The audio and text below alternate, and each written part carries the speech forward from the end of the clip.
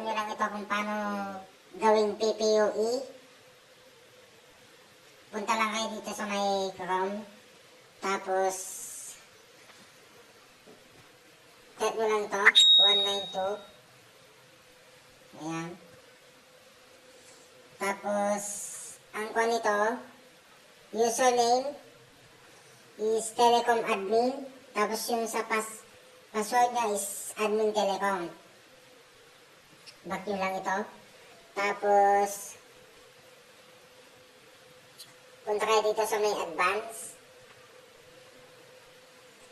Ayan na. Dito sa may LAN. Dapat ito nakacheck lahat yung mga yan. Check, check, check. Tapos apply nyo lang yan. Tapos punta kayo dito sa may double, ito, 1. Ngayon, sample ito, kung meron yan, i-delete nyo yan. Check nyo, tapos delete nyo. Pero hindi ko na gagawin dito guys. Gawin nyo na lang dyan.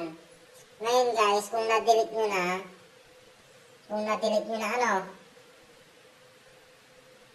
mag-new kayo ulit, new.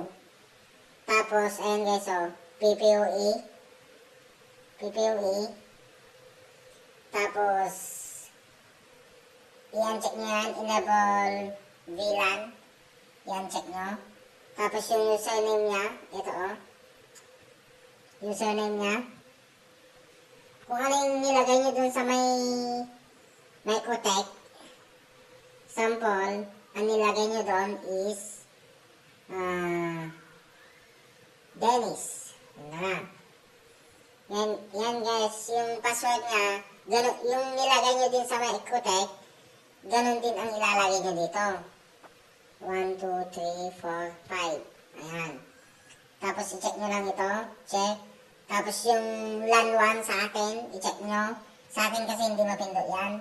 Pero dyan sa inyo, i-check nyo. Tapos LAN 2, LAN 3, LAN 4.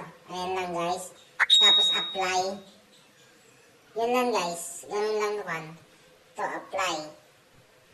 Ganun lang naman guys. Thank you.